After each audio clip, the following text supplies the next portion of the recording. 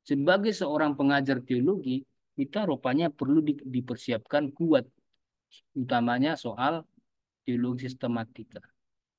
Kenapa ini penting? Karena ini menguatkan dasar kita sebagai pengajar. Ini menguatkan dasar kita sebagai pengajar. Karena kan kita ini kan nggak jauh-jauhnya dari guru atau pengajar Kristen kan? Nggak jauh-jauh. Entah nanti di sekolah Kristen, entah di kampus Kristen. Makanya kita perlu dikuatkan dengan dasar teologi sistematika sebagai penjelasan tentang kekristenan. Semua butuh penjelasan, kawan-kawan, termasuk iman Kristen. Apalagi kita yang memutuskan menjadi guru, menjadi pengajar. Maka diktat kita itu harus menjelaskan tentang kekristenan. Karena Alkitab tidak disusun sebagai buku doktrin. Alkitab tidak disusun sebagai buku doktrin. Alkitab itu kitab suci, tetapi bukan buku doktrin dalam pengertian sudah langsung lengkap. Kitab pertama adalah doktrin tentang Tuhan. Kitab kedua adalah doktrin tentang malaikat. Kitab ketiga doktrin tentang manusia. Enggak begitu. Tapi kitab-kitab itu adalah ada yang menceritakan sejarah penciptaan, kejadian, sejarah orang Israel, sejak mula-mula ada nenek moyangnya, bagaimana mereka masuk Mesir. Di dalamnya diselipkan pengajaran-pengajaran iman orang Ibrani pertama. Begitulah seterusnya. Sampai kemudian memang di Perjanjian Baru ada kitab-kitab yang secara khusus bicara soal doktrin. Misalnya surat-surat Paulus. Minimal surat-surat penggembalaan 1-2 Timotius Titus. Itu doktrin tentang gereja, eklesiologi.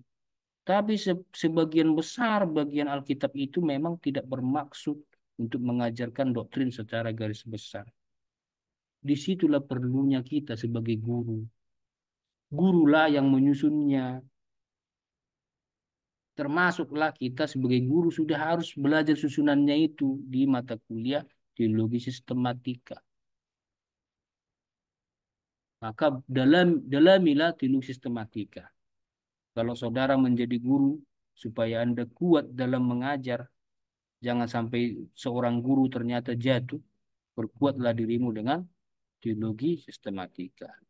Itu membantu saudara untuk menjelaskan iman Kristen.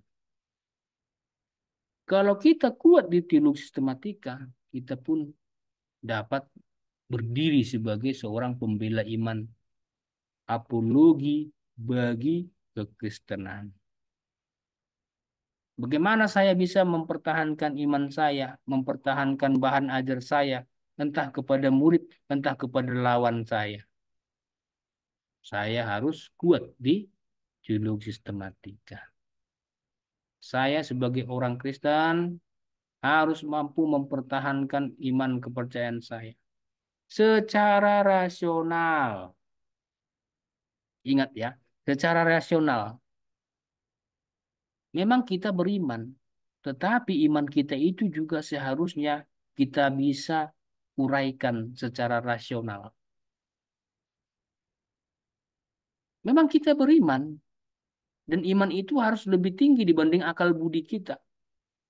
Tapi setidaknya akal budi itu harus mengejar. Rasio kita harus mengejar.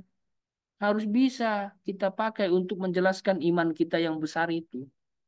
Iman kita yang nggak nampak orang itu. Harus bisa kita uraikan. Paling tidak pertama-tama kepada murid kita. Dan berikutnya kepada orang-orang yang menentang iman kita. Itulah pentingnya belajar teologi sistematika bagi seorang pelajar maupun pengajar dalam teologi Kristen. Yang ketiga, mendorong kedewasaan rohani. Namanya orang hidup harus bertumbuh. Paling tidak bertumbuh secara fisik. Makin tua umurnya berarti harusnya makin dewasa perilakunya. Termasuklah soal kerohanian. Semakin lama diukur dari sudut waktu, dia sudah menjadi Kristen. Berarti semakin dewasa rohaninya.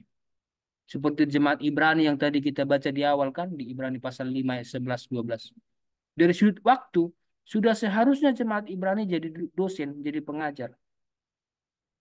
Karena sudah lama mereka kenal Tuhan, sudah lama mereka jadi Kristen. Tetapi sayangnya, menurut yang kita baca di Ibrani pasal 5 itu, mereka tidak sampai kepada kedewasaan. Malahan kalau kita baca tuntas kitab Ibrani, banyak di antara orang waktu itu murtad. Kenapa? Karena berhenti belajar tadi, karena nggak dewasa secara rohani. Nah, disitulah maka saya katakan dosen-dosen, para pengajar perlu belajar teologi sistematika supaya dia terdidik kepada kedewasaan, maju dia. Dia harus mengetahui dengan benar dan sedapat mungkin dengan lengkap mengenai doktrin Kristen. Ada banyak orang Kristen ternyata meninggalkan iman Kristen karena nggak sanggup dia menjelaskan imannya kan. Tiba-tiba ditantang orang di luar sana. Gagal dia menjelaskannya, akhirnya jatuh. Entah dia jatuh karena jatuh sendiri, entah dia karena dijebak, malu, akhirnya betul-betul jatuh. Itu bukan hanya terjadi zaman sekarang, itu sudah terjadi sejak zaman dulu, sudah dihadapi oleh penulis Ibrani. Maka kita yang sekarang janganlah ikut dalam kesalahan yang sama. Kita perbaikilah